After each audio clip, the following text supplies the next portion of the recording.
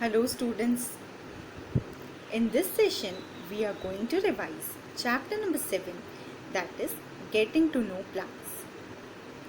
We have studied that how important are plants to us. So it's very important for us to study and to know plants. So do you remember what were the topics that we have studied under this chapter? We have studied the difference between herbs, shrubs and trees. We have also studied about creepers, climbers. We have studied the different parts of the plants like root, stem, leaf, flower and their function. So, in this session, we are going to revise the topics that we have already studied. In our surrounding, we observe many kind of plants. Do all the plants look alike? No. All the plants do not look same. They vary in their size. Some of the plants are small while some are big. We see the variation in the leaf. The leaves of the plant are of different shape, size and color, isn't it? Many of the plants have the green color leaf, but there are some plants which consist of red color leaf. We see the variety of flowers.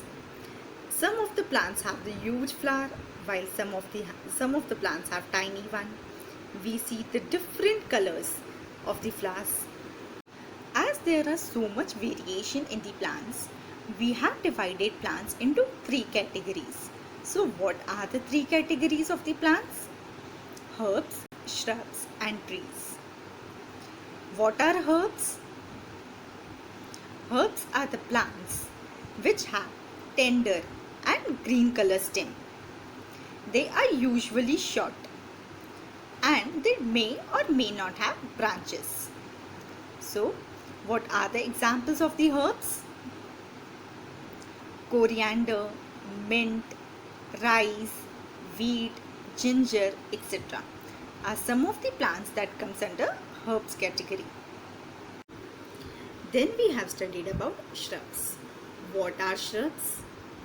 How can we differentiate shrubs from herbs and trees?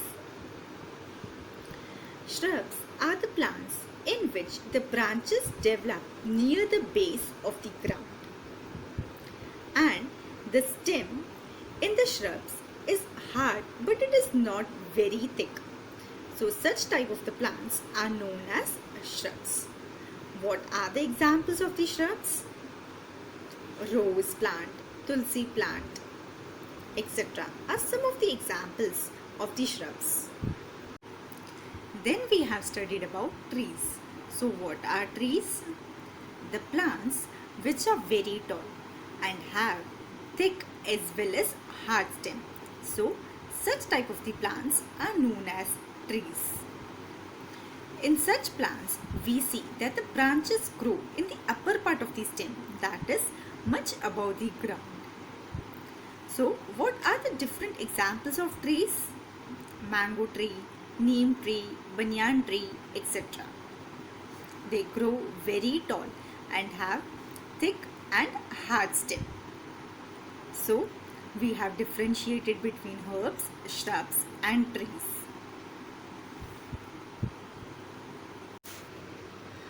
After herbs, shrubs and trees, we have studied about creepers and climbers. So what are the creepers? The plants in which the stem is weak. Due to weak stem, they cannot stand upright, therefore they creep or grow on the ground. Such type of the plants are known as creepers. So what are the different examples of the creepers? Cucumber, pumpkin, watermelon, muskmelon, etc. Then what do you mean by climbers? What are climbers? The plants which take the support of something and climb in the upward direction are known as climbers. Some of the examples of climbers are grapevine, money plant, pea plant, etc. So, the creepers and climbers are different from herbs, shrubs and trees. Now we have studied the different categories in which we have classified plants as herbs, shrubs and trees. We have also studied about creepers and climbers. Now we will study about the different parts of the plants. The first part of the plant we will study is stem. So what is stem? Stem is the part of the plant that grows above the ground, and the different parts of the plants like leaf, fruits, flowers are attached to the stem. We have also studied the different functions of the stem. So what are the different functions that the stem perform? Stem helps in the conduction of water and minerals from the root to the other plant parts. So what does the stem do? Stem carry water and minerals in the upward direction, in the upward movement of the plants. It supplies water and minerals from the root to the other plant parts that are attached to it. So it was the first function of the stem, that it carries water and minerals from the root to the other part of the plants. Let's see the second function. The food prepared by the leaf travels through the stem and is stored in the different parts of the plant. The food is prepared by the leaf. Now, the food that is prepared by the leaf need to be transported to the different parts of the plant. So it is done with the help of the stem. Stem carries that food and stored in the different parts of the plants. So first we have seen that the stem carries water and minerals from the roots to the other plant parts, and the food that is prepared by the leaf travels through the stem and is stored in the different parts of the plant. So these are the two important functions of the stem. We have just studied that the stem helps in the conduction of water and minerals in the upward direction of the plant.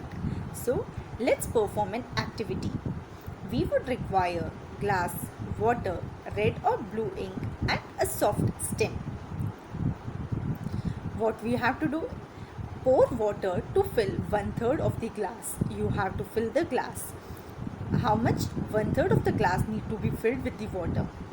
To this you have to add a few drops of red or blue ink to that water. Now cut the base of the stem and put it in the glass. You have to cut the base of the stem and put it in the glass. Observe the setup. Does the color appear in the stem? You have to observe whether the color appears in the stem. If this is kept for a longer period, the color appears in the veins of the leaf. Slowly, the color will appear in the veins of the leaf if it is kept for the longer period of time. So what does this indicate? This indicates that water travels in the upward direction through the stem. From this activity, we see that the stem helps in the upward movement of water. So, this concludes that the water and minerals go to the leaf and the other plant parts that are attached to the stem. You can also carry out the same activity and see what do you observe. So, it will be fun for you to do this activity, and even you will learn how does the stem conduct the water in the upward direction. So, if you cut the stem of a plant and dip into a blue ink colored water, what you will observe? You can use any stem that is available to you, coriander, methi, etc. Try to dip in the colored water and see what do you observe. So what different topics we have revised today?